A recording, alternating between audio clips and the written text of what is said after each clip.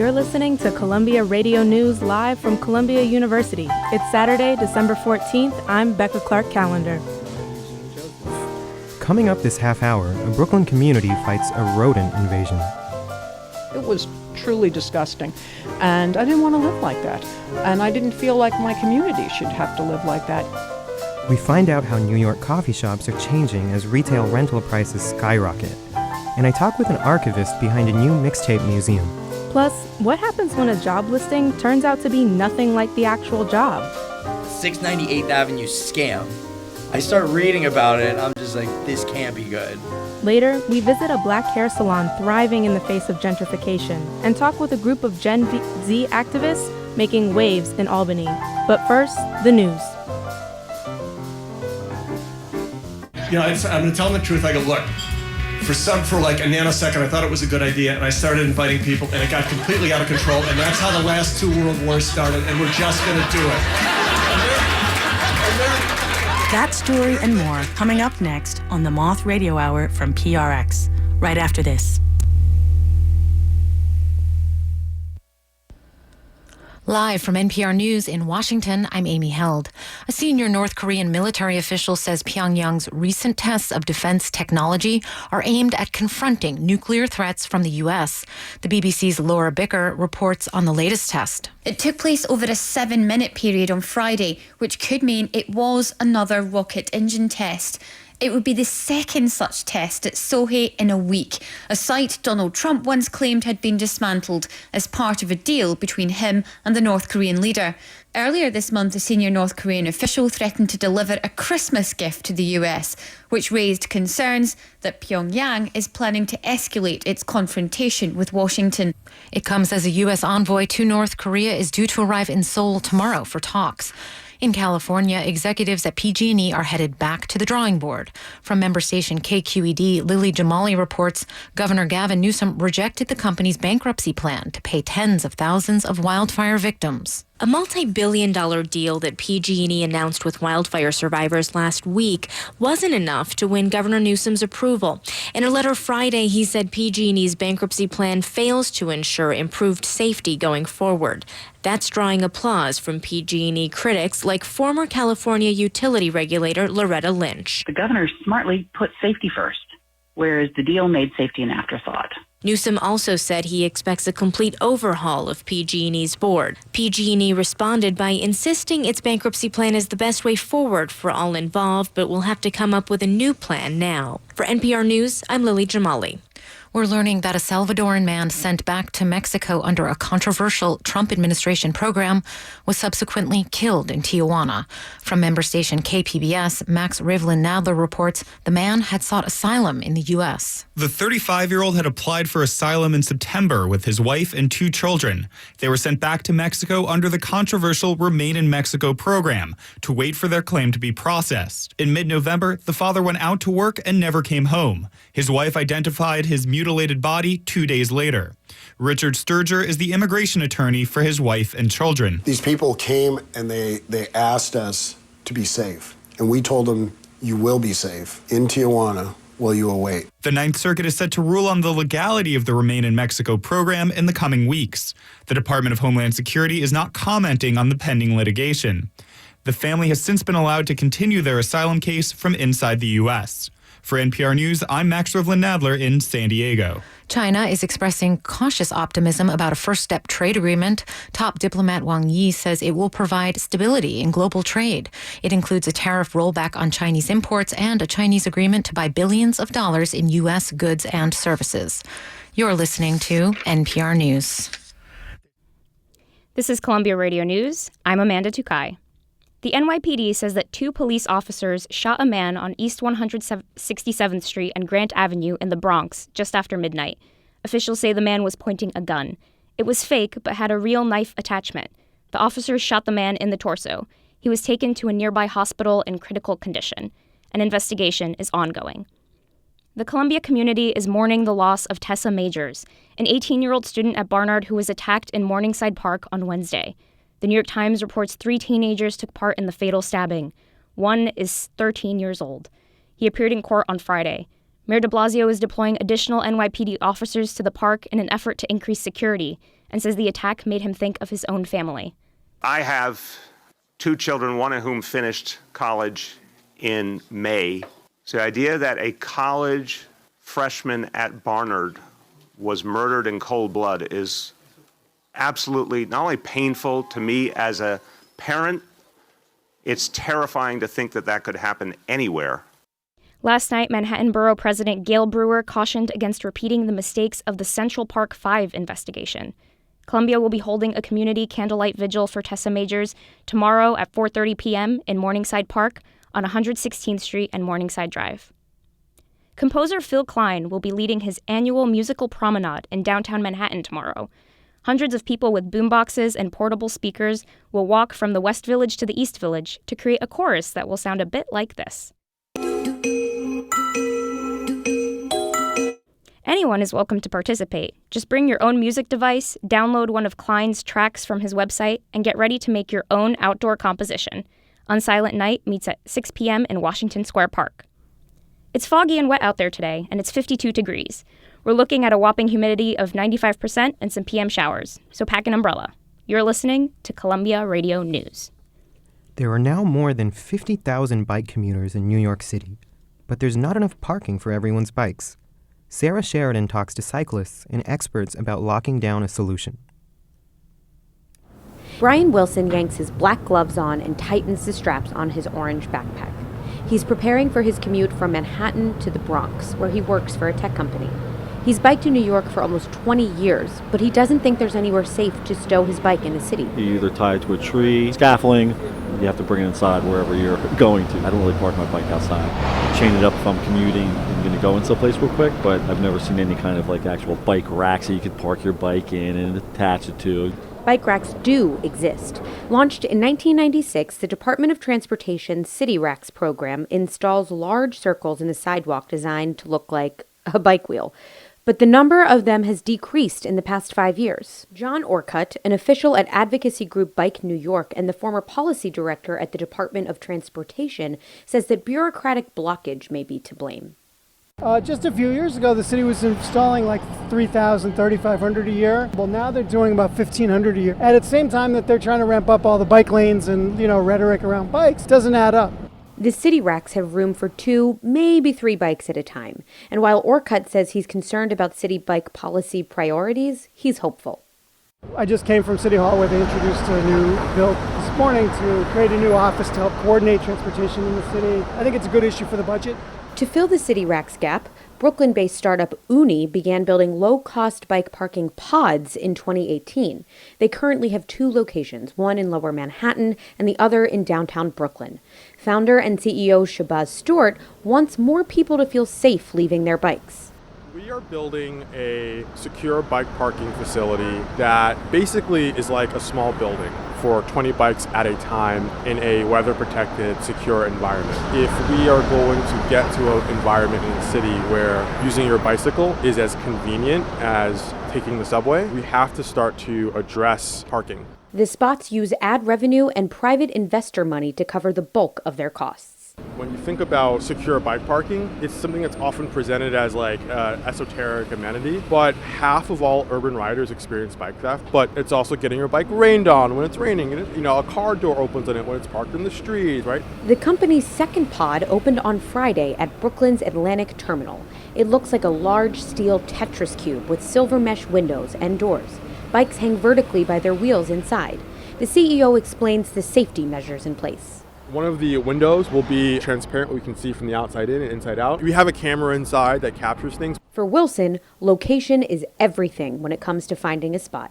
I think the hardest part, right, the convenience, like where is it at? Do I got to park my bike in a little pod that's on the west side and then walk 4 blocks into the city to my job? Good concept, but I'm not so sure about it. Officials from the Department of Transportation did not respond to requests for comment. Wilson, meanwhile, walks over to his bike, black, with drop handlebars. It is locked to a loading zone only pole with a bright yellow lock. It's labeled New York Kryptonite and cost Wilson almost $120. For Columbia News Radio, I'm Sarah Sheridan.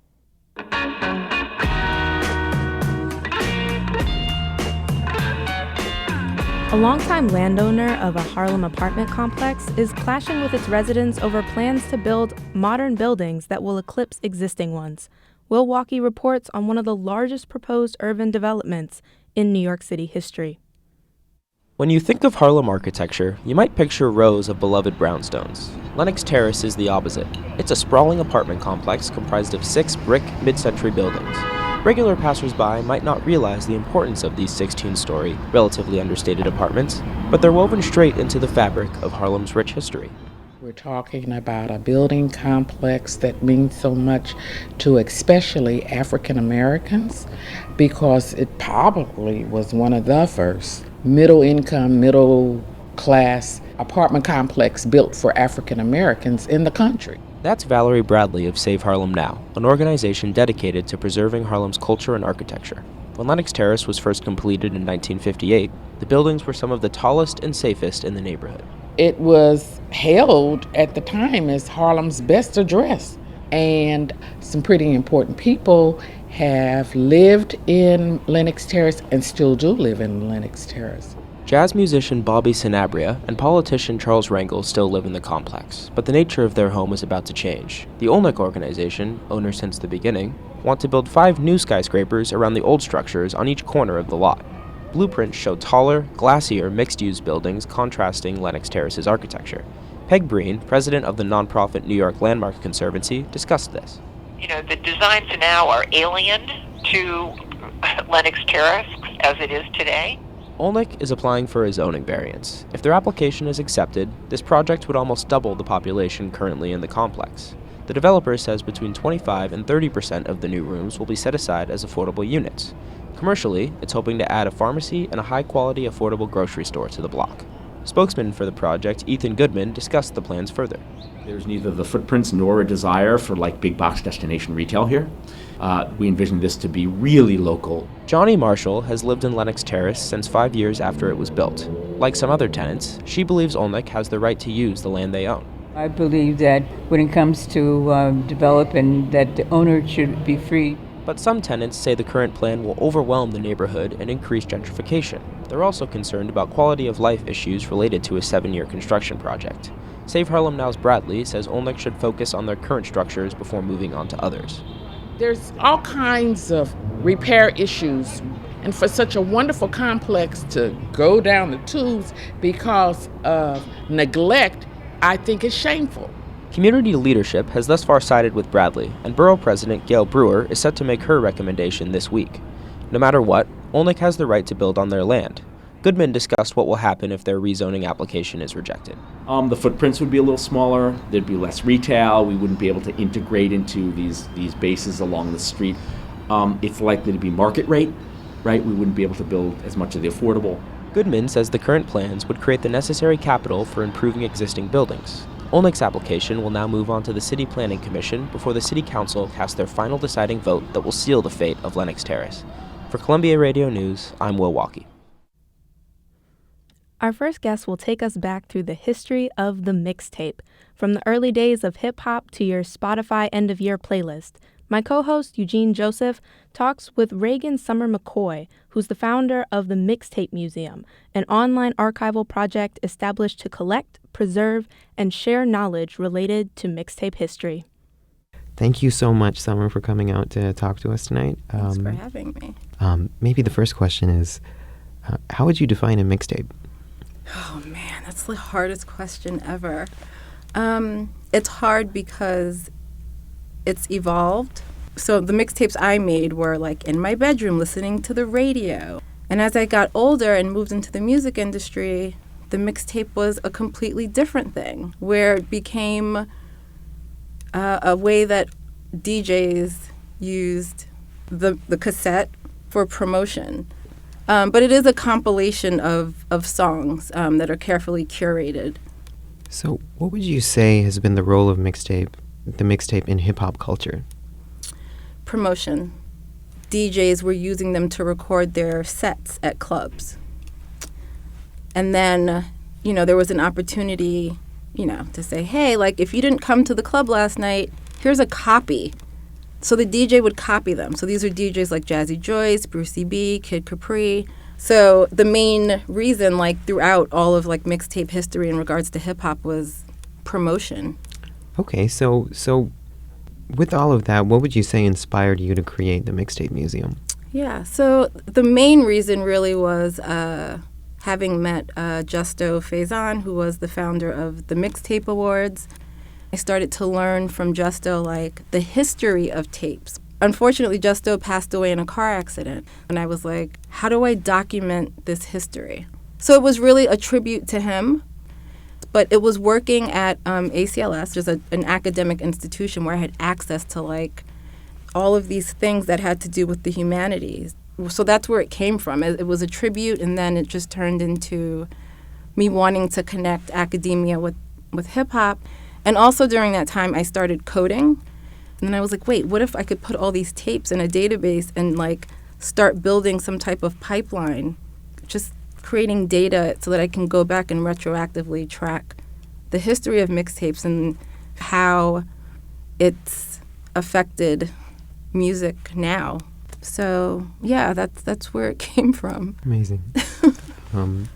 How have modern streaming platforms like Apple Music and Spotify affected mixtape culture?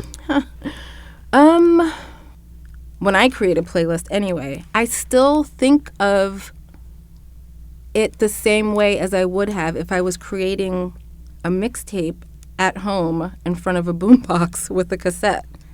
It's that same level of curation. It's just a little quicker. So how are you hoping to move the Mixtape Museum forward? And along with that, what do you hope remains consistent about it? Authenticity. It's all about like stories and memory, and just making sure that people get to tell their stories the way that they want to. So we read that you're going to be a board member at the Universal Hip Hop Museum. Yes. Could you tell us a little bit about the work you're going to be doing there? Yeah, we're like still in early stages. The idea is to like get the full history of hip hop, right? To try to get that. So that also includes these mixtapes that are sitting attics, Nike shoe boxes, and basements, like and like rescuing those tapes because they are a part of that story. Universal Hip Hop Museum is very technology focused, which is great because when you think of access and making sure that like there are people that may not get to the like brick and mortar museum, so you want to make that accessible digitally. So yeah, I'm just excited to see like what will come of that. Awesome. Thank you so much, Summer, for coming down tonight to talk with us and for telling us about your fascinating work. Thank you. Central Brooklyn residents say their neighborhood is being overrun. They're calling on the city to step up its efforts to control the onslaught. As Lucas Brady Woods reports, the invaders can hide almost anywhere, breed like crazy, and if you haven't guessed already, they're not human. Rats, the ubiquitous four-legged nemesis of New Yorkers everywhere, has taken over central Brooklyn. Prospect Heights is the epicenter. The neighborhood has more rat-related calls to 311, the city complaint line, than any other neighborhood in New York City. Denise Dixon is a retired science teacher who's lived in Prospect Heights for 38 years. She described the rat problem as she showed me around the neighborhood. There's a superintendent over here that literally kills the rats with his bare hands. They're out here in the morning with bats and mop handles and stuff. Rats are dangerous for a few reasons. For one, they're a health issue. They can spread disease.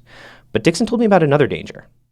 A person that lives in here, he has a little white car. They ate his fan belt. And as he was driving down the block, he heard something go pop. And out came the rat, out came the fan belt, and then the car just stopped. And he could have been killed. The infestation got so bad that residents formed the Prospect Heights Rat Task Force in May. Founder Carol Morrison has lived in the neighborhood for more than 20 years. She says the rat situation left the community with no choice but to organize. We were in a desperate situation, truly desperate. We were walking over dead rodents. It was truly disgusting. And I didn't want to live like that.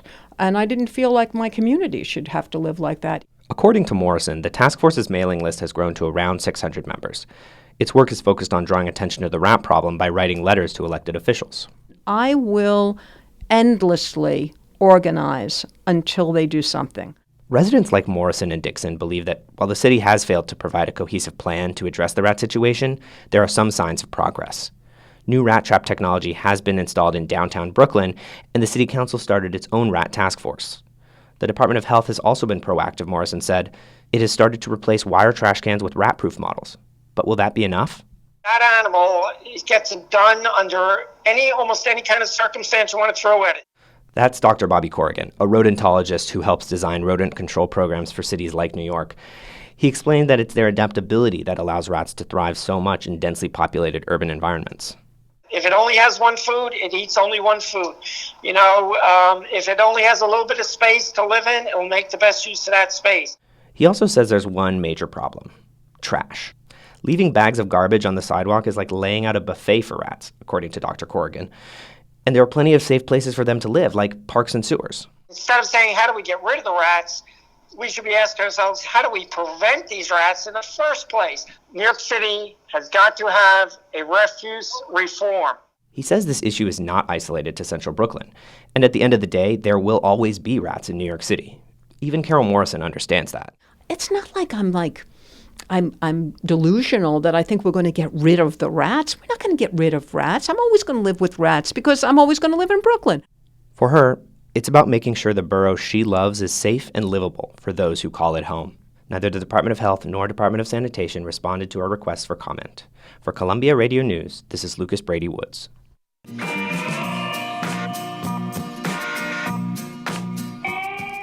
It's application season for people thinking about grad school. But this year there's something missing from many applications requirements: standardized test scores. My co-host, Rebecca Clark Callender, finds out why more and more grad schools are ditching the GRE. Almost anyone looking to earn their master's or doctorate degree has taken the GRE. It's like the SAT for graduate school. But in 2017, Dr. Josh Hall at the University of North Carolina, Chapel Hill decided to test if GRE scores really aligned with the success of his biomedical PhD students. The data seem to suggest that having a low score on your GRE does not mean you're not going to do well in graduate school. But then also there were quite a number of students who came in with near perfect scores who really struggled.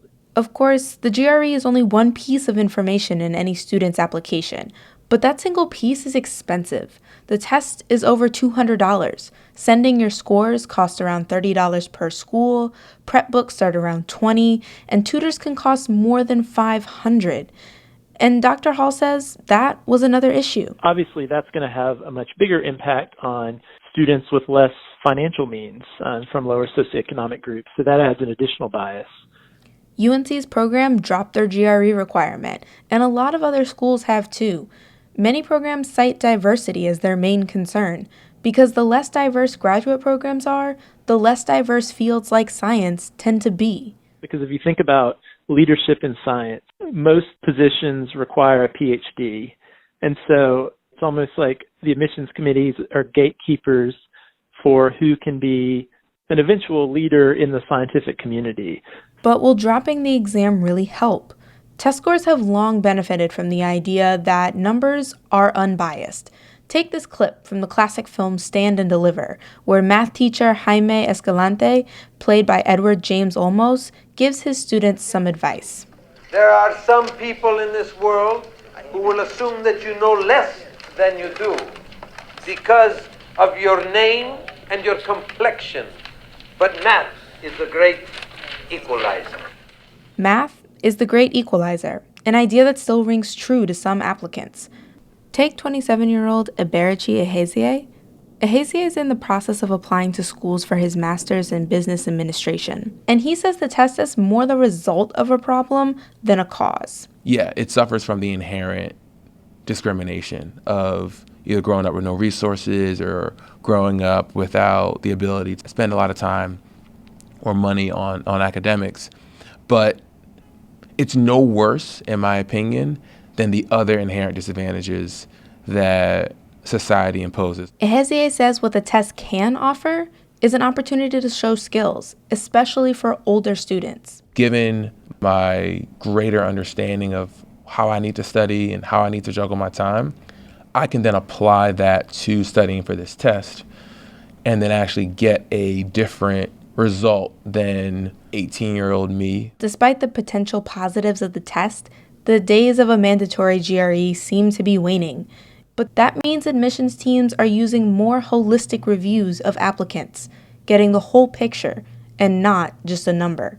Rebecca Clark-Callender, Columbia Radio News. It's hard to imagine a city like New York without abundant coffee shops.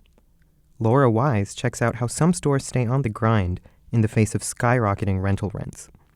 In a clustered cafe in northern Manhattan, men and women drink cappuccinos out of metal cups and tap on their laptop keys.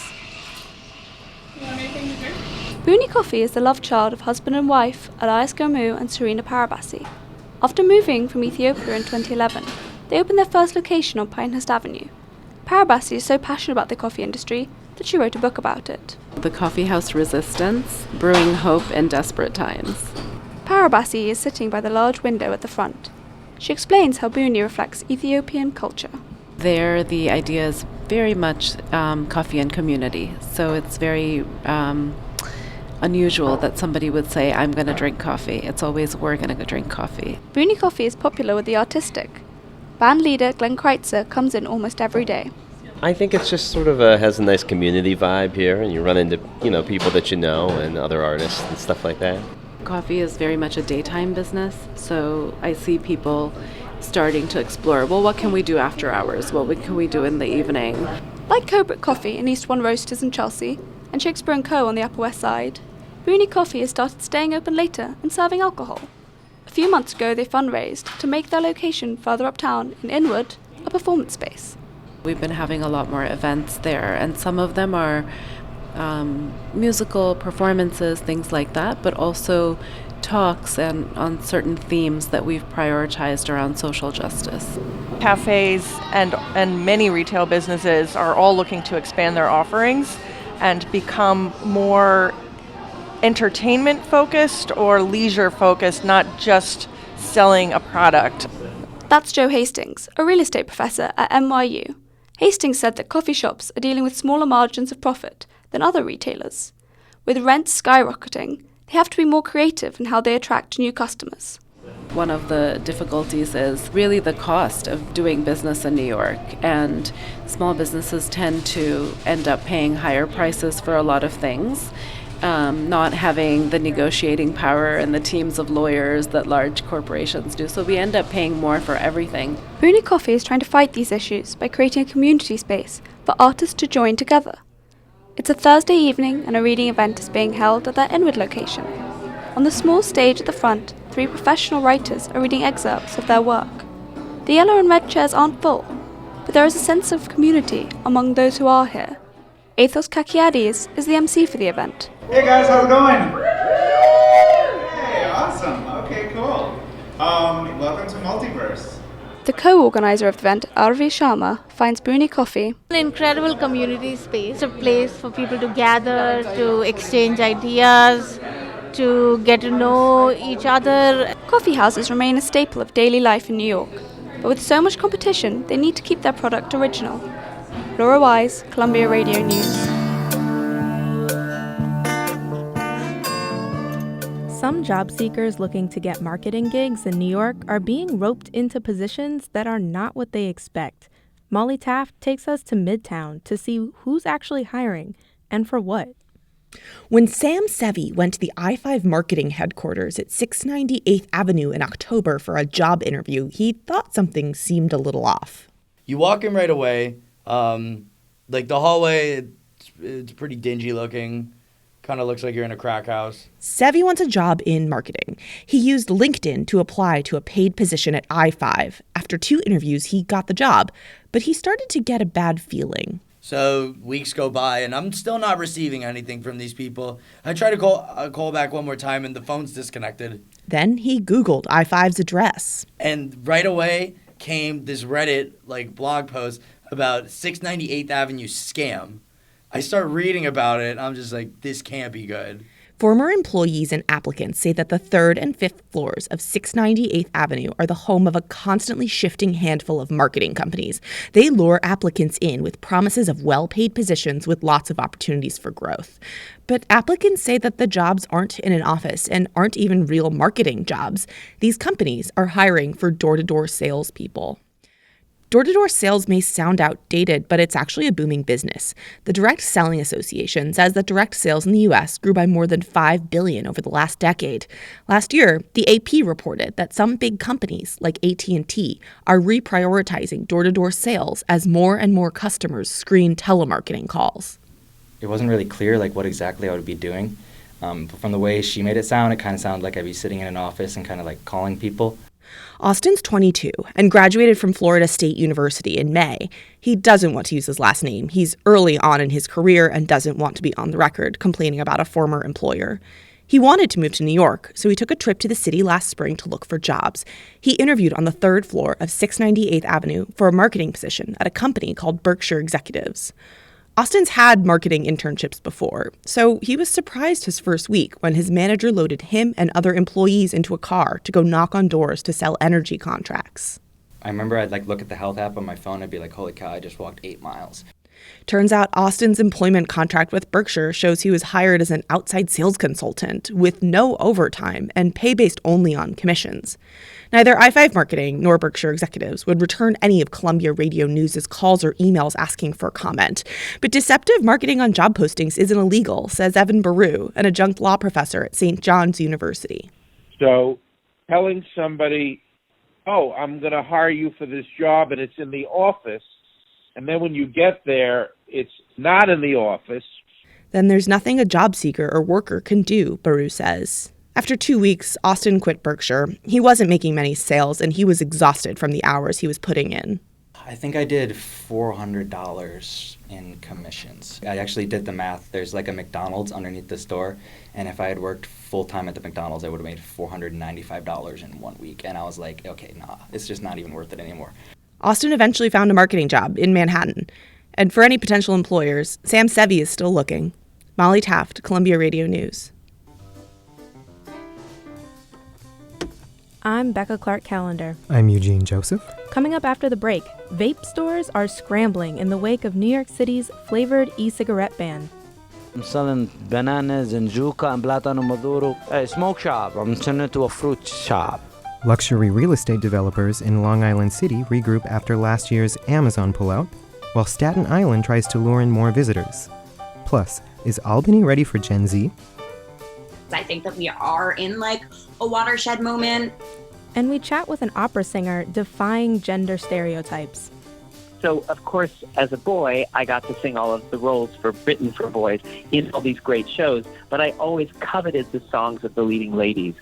All this and more after the news. Stay tuned. This is Columbia Radio News. I'm Sarah Sheridan.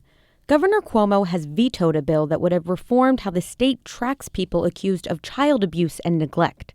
Nearly 50,000 people are added to the state central registry each year. That's according to the bill's main sponsors. It primarily affects low-income, single-parent households of color. A person can remain on the registry for up to 28 years even if their charge is dismissed in court. Cuomo says he is concerned about its effect on the budget and child safety. City officials and advocates continue to pressure Cuomo to sign legislation that could legalize electric bikes and scooters in New York City. The legislation was approved by both chambers in Albany in June. State Senator Jessica Ramos spoke to food delivery workers at a rally yesterday. We want to make sure that we're doing everything we can to provide people with options to get around when we know that our public transportation system has failed us. Cuomo cites safety concerns as the reason for the delay. Brooklyn and Staten Island residents will be able to enroll in the public health initiative NYC Cares in January. The $100 million healthcare program is currently only available in the Bronx. It aims to help uninsured New Yorkers access free medical services. The mayor's office says that more than 10,000 Bronx residents have signed up for the program since its launch in August. Residents in all 5 boroughs will be able to enroll by the end of 2020. A mountain in the Adirondacks is being renamed for a women's suffragist from Brooklyn. The newly minted Mount Inez celebrates the life of Inez Milholland. She's a famous suffragist from the turn of the 20th century. Milholland is known for her activism and work as a lawyer to give women the right to vote. She died at age 30 while giving a speech. Today is a muggy high of 53 with a low of 40. The National Weather Service has issued a flood warning for the area until 3 a.m., and a wind advisory is in effect until later tomorrow evening. You're listening to Columbia Radio News. Recent developments in Midtown West have meant big changes for small businesses in the area. Ariana Lee reports on how one black hair salon survives, while many of its neighbors are getting edged out. Locks and Chops is located at the intersection of West 34th Street and 8th Ave. It's surrounded by mom and pop shops, but behind it you can see Hudson Yards. When the salon opened in 1992, it was among the first in the tri-state area to dedicate themselves solely to natural hairstyles like locks and braids. That specialty got them local and celebrity clients, like former Red Sox player Manny Ramirez. The owner, Oren Saunders, hangs out there often. You might catch him answering the phone, Locks and Chops, good evening. Washing hair, or teasing employees. Mr. Man, you finally got here. The location is his second main office. The first was in the theater district, where black hair salons were almost unheard of. That's why he and his then business partner wanted to make a statement. Because one of the things we felt is that Manhattan is the cradle of everything. But then in 1998, their landlord raised their rent. So they moved to a quiet street in Hell's Kitchen. A few years went by, and then something big happened. The city rezoned the area in 2005 as a first step towards building Hudson Yards. Community Board 4 member Joe Restuccia says that changed everything in terms of retail. By putting that all together, it means there's more density, there's more people, and that supports more retail. Restuccia says that small businesses in this area have done well, even as the residents have been priced out. They have niche products, and their customers are willing to travel from other neighborhoods for them. But even with a thriving business, it's hard to keep up with the landlords on 34th Street. They've raised the rent by 7% on average in the last year, according to a report by the New York Post. And it's beginning to create problems for the whole neighborhood. They have unrealistic expectations of what kind of rent they could get. So the stores end up vacant. The community board is trying to interrupt this dynamic. They believe that small businesses are a core part of the neighborhood's character. Otherwise, it's a Duane Reade and a Starbucks and, a bank. Saunders counts himself among the lucky ones. His landlord has supported the business by keeping rent reasonable. Things I've renegotiated stuff with them. Prices did go up according to the area. But I said, well, this is too high. Let's do it so that you get what you want, but down the road. Other tenants, like a now-closed soul food restaurant, have not fared as well. Still, Saunders says that business is going great. They've drawn in more tourists, black and non-black, as the neighborhood changes. There are a lot of people from France, Sweden. You get a lot of Asians. A lot of Australians. It doesn't bother him that this demographic doesn't necessarily have Afro-textured hair. We take care of people. So everybody is welcome.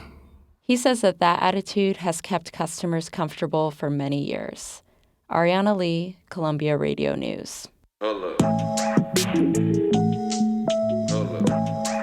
Last month, New York City Council passed a bill banning the sale of flavored e-cigarettes and vaping liquid. My co-host, Eugene Joseph, reports on how the ban is affecting one local smoke shop in West Harlem. Alexander Al-Mulaki, manager of Big Apple Smoke Shop in West Harlem, is trying everything to keep his business afloat amidst the flavor vaping ban in New York City. I just took this shelf down. It cost me almost $2,000 to build that shelf when I opened the store. I took it down and I replaced it with a ice cream freezer so I could do Uber Eat online so I could make little money. Al-Mulaki also asked his landlord if he could turn the shop into a fast food joint and got rejected.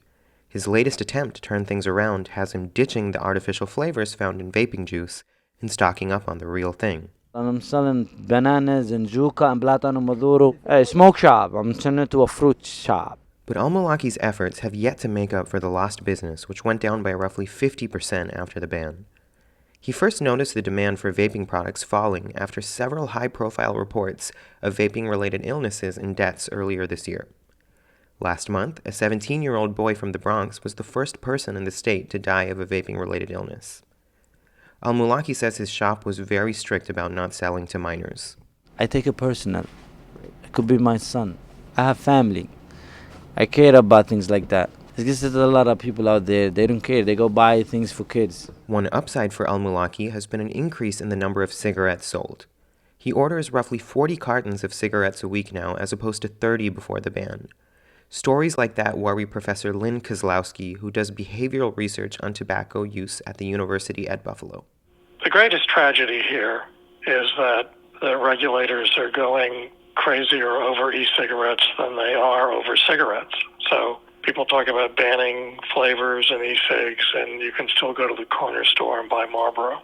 That's insane from a regulatory point of view. Kozlowski says evidence shows that the recent e-cigarette deaths were caused by illegal products that contained a contaminant called vitamin E acetate, a sticky substance that's harmful to the lungs.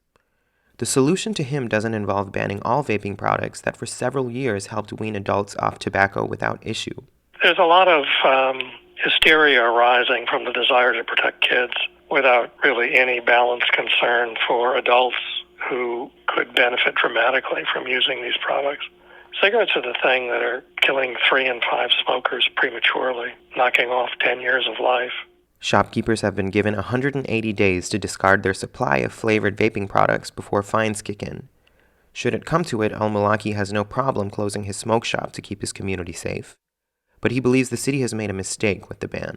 I don't want nothing to kill people, man. I can't support it. So far of June, they're legit, man. If you sell the real stuff, it's not the black market. China, baby. China bringing everything. That's what happened. That's why people was dying. With the current market for e-cigarettes less certain than before, business owners like Al-Mulaki will have to find new ways to keep their shops afloat. Eugene, I'm Joseph, Columbia Radio News. The Philip Glass opera Akhenaten is now at the Metropolitan Opera.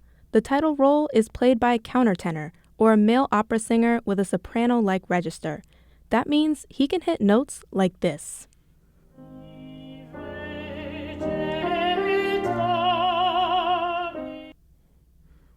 Anthony Roth Costanzo's debut album was nominated for a Grammy.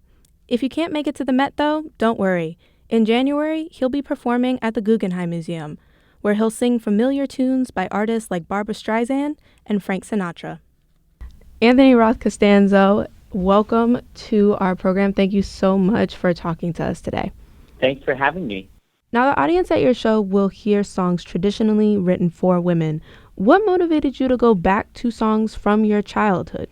Well, I'm a countertenor, so I'm an opera singer that sings in this very high range. I grew up, however, as a boy soprano singing on Broadway. So, of course, as a boy, I got to sing all of the roles written for boys in all these great shows, but I always coveted the songs of the leading ladies.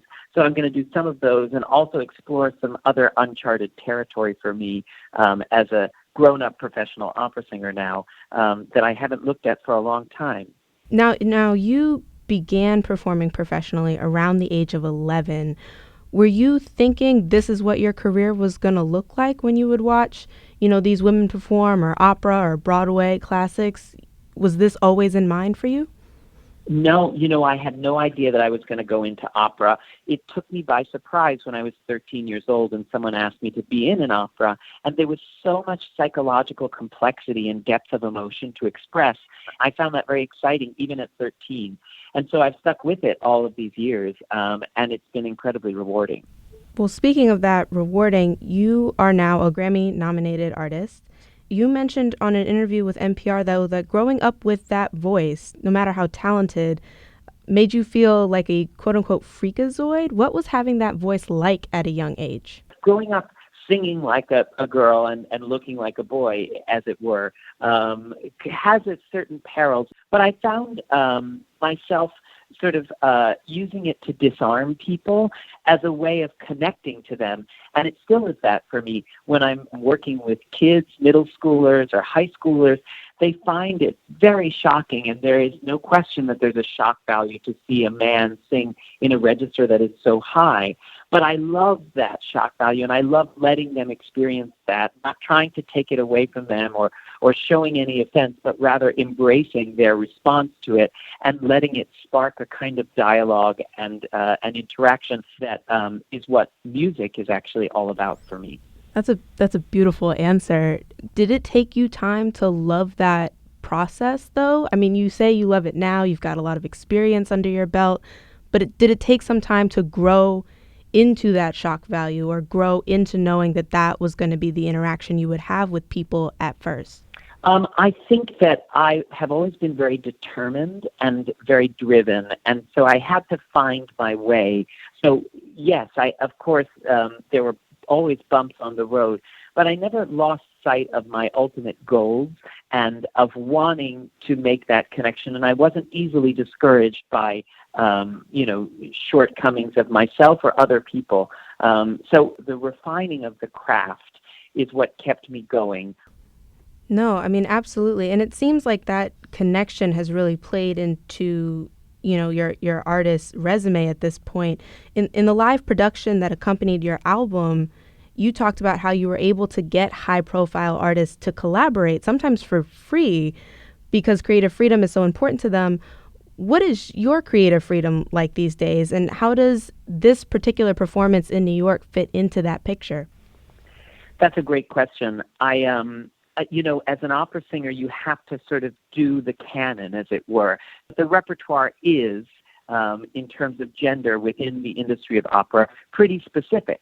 And so what's exciting about this Guggenheim performance, in which I'll sort of take a cabaret approach, is that I can choose repertoire and sing songs that weren't necessarily written for my specific gender or my specific voice type, and make them my own and explore the musical connection. So it also gets to show a humorous side of me, which I really enjoy, because, of course, humor in classical music is always a tricky pill to swallow. And I feel like this is going to break down some walls.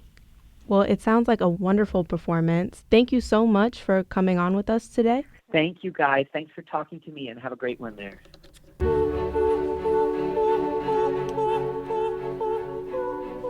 You've heard OK Boomer, but what about OK Zoomer? A group of Gen Z activists are banding together to shake up New York politics.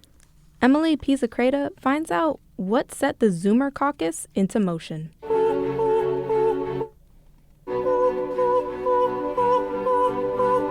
What does the popular party game Cards Against Humanity have to do with New York State politics? So it's a really stupid story. Until late this summer, not much. That is, until a group of young leftists, veterans of various state and local campaigns, decided to make their own version of it. A member of Zoomer's caucus tweeted, someone should make a Cards Against Humanity game about New York State politics. And we played the Cards Against Humanity game.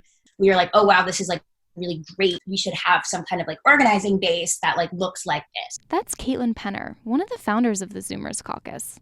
She joins me on video chat from her dorm at Wesleyan University. Even though she's away at school, her heart is in New York. There's a New York City subway map illuminated by a string of Christmas lights behind her. When it comes to her home state politics, she and her fellow Zoomers are in deep. I think that we are in a watershed moment. Penner's only 19, but she's already worked on campaigns like Robert Jackson for state senate.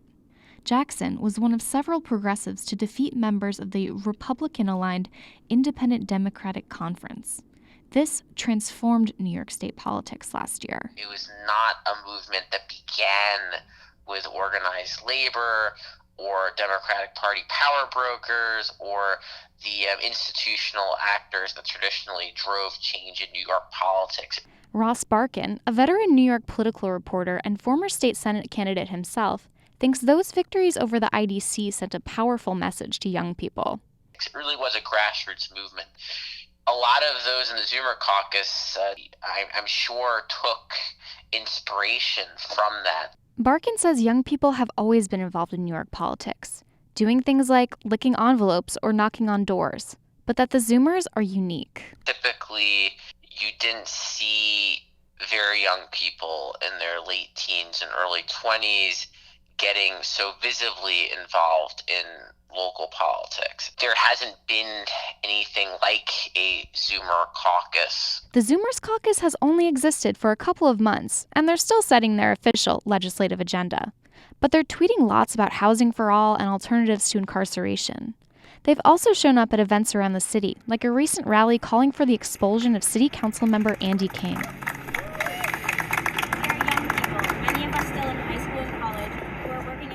State Senator Brad Hoylman tweeted that Zoomers were bringing a passion to Albany that he found, quote, contagious.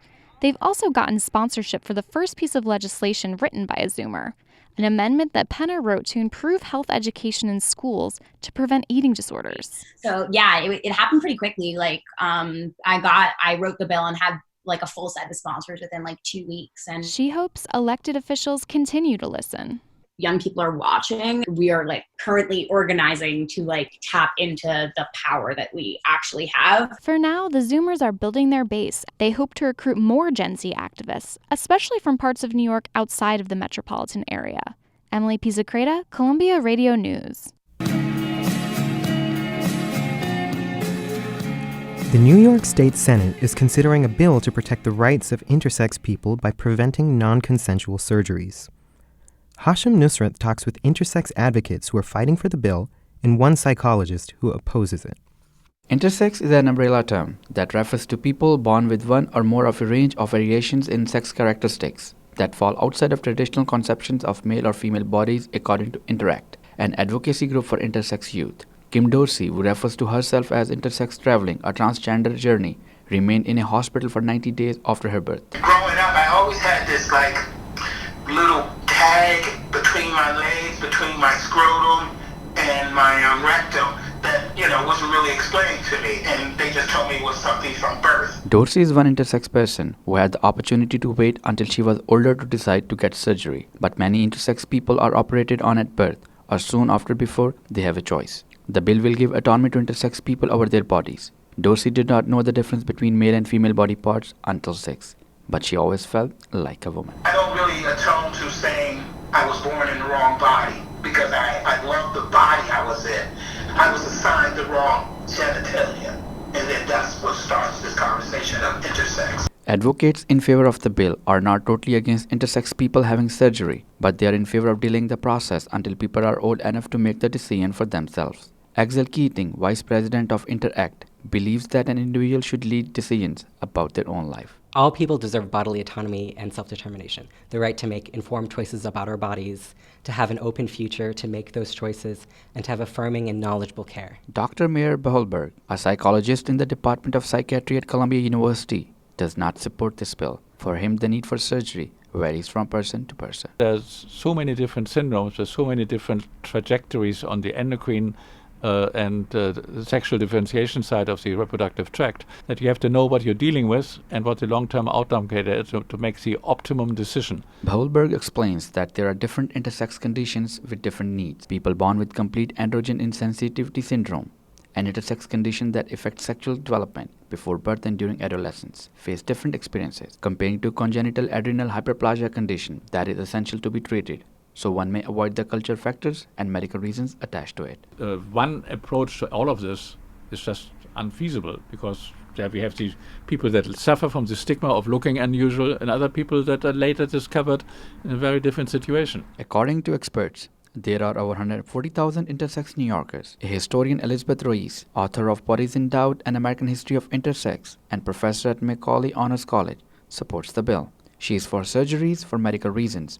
However, she is against the social reasons for conducting the surgeries. The thrust of the legislation is to not do any medically unnecessary early infant surgeries, which is what they've been doing for the last 70 years or so. To hold off on those until the patients themselves are old enough to have a say in what happens to their bodies. Before the bill could be discussed in the 2020 legislature, the medical associations like the American Urological Association, the Society for Pediatric Urology, the Pediatric Society of Queens, and the Endocrine Society have come out against it. Hasham Nusrat, Columbia Radio News.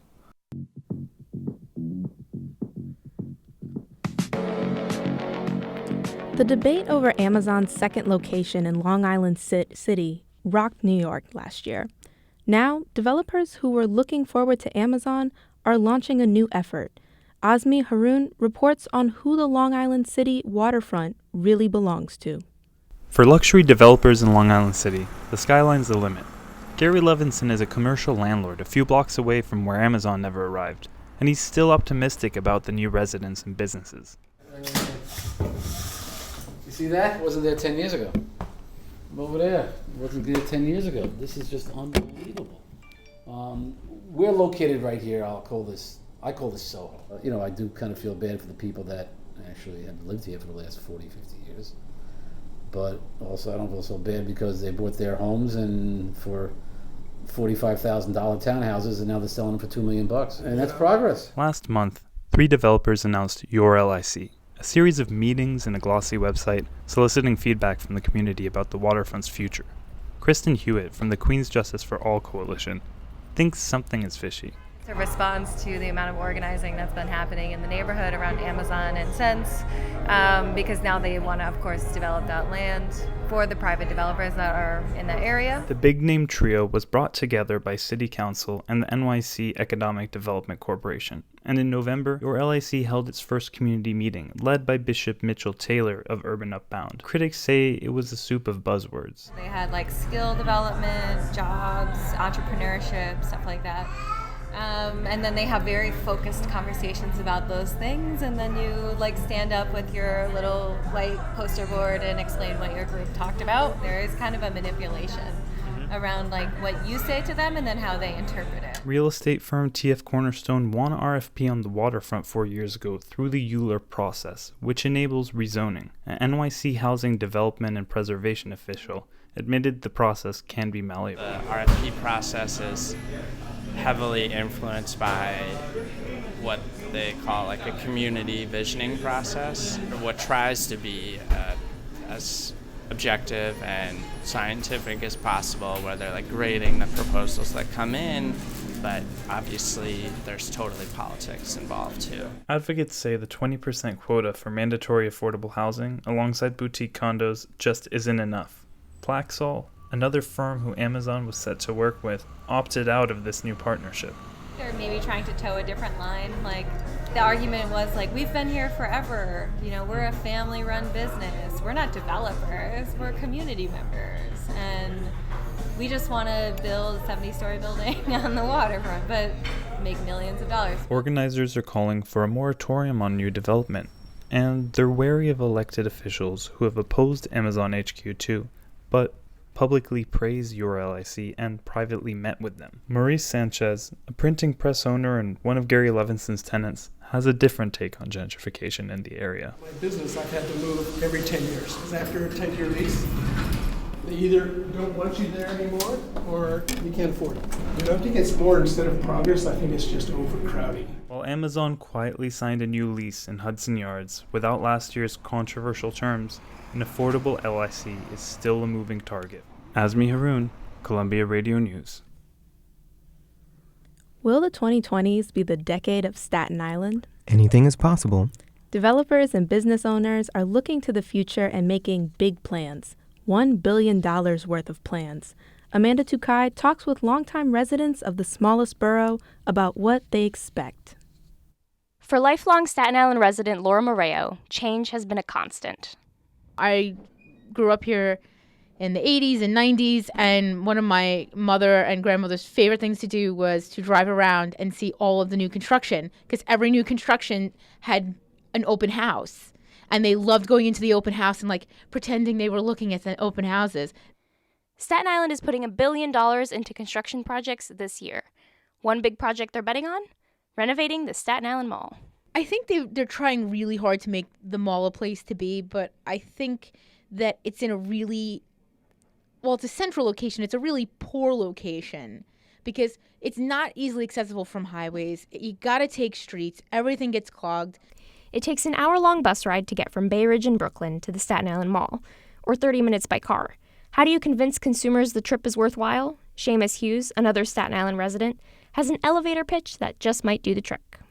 Staten Island is cool. Staten Island is the home of Wu-Tang. It's also the home of parks, lush hiking trails, and some of the most beautiful houses in New York City. Staten Island continues to embody a true feeling of suburbia, which is a rarity within the 5 boroughs. But that might soon change. Linda Barron, the CEO of the Staten Island Chamber of Commerce, says there are a lot of exciting areas of growth to be found on the borough. One of the things that we're seeing that's kind of surprising is that retail is like growing on Staten Island and compared to other areas where everything is shrinking. We had the Empire Outlets, which is the only outlet mall in New York City, open on the North Shore waterfront. And family businesses are also thriving. Staten Island, is primarily, I would say, 80% mom and pops, small local businesses. However, we have some of the largest tracts of vacant lands in New York City, so we're starting to see more interest in that. And then we also have the Amazon distribution center and the IKEA distribution center. There's even a company that's interested in manufacturing solar windmills that might be moving to the island. So there's a lot of new interest in Staten Island in terms of larger businesses, which we haven't necessarily seen in the past. And I think a lot of that has to do with our waterfront access. The faces of Staten Islanders are also transforming. I've seen a lot of international and people from other boroughs coming to Staten Island. The island is also becoming more diverse. In the last 10 years, we've seen a lot more diversity in our businesses, where in the past we didn't see that. So if you're thinking about your plans for next weekend, you might want to consider giving Staten Island a visit. Amanda Tukai, Columbia Radio News. That's all for today's Columbia Radio News. Thanks for tuning in. I'm Rebecca Clark-Callender. And I'm Eugene Joseph. Our executive producer was Molly Taft. Our senior producer was Lucas Brady Woods. Emily Pizzacreta was our senior editor. Our director was Will Walkie. Amanda Tukai and Sarah Sheridan brought us the news. Ariana Lee and Laura Wise were our 2 producers. Our board operator was Azmi Haroon. Hashim Nusrat was our webcaster. And a special thanks to WNYC's Jennifer Vinasco and Marketplace's Kristen Schwab for all their support. This is Columbia Radio News. The time is 3:01 p.m.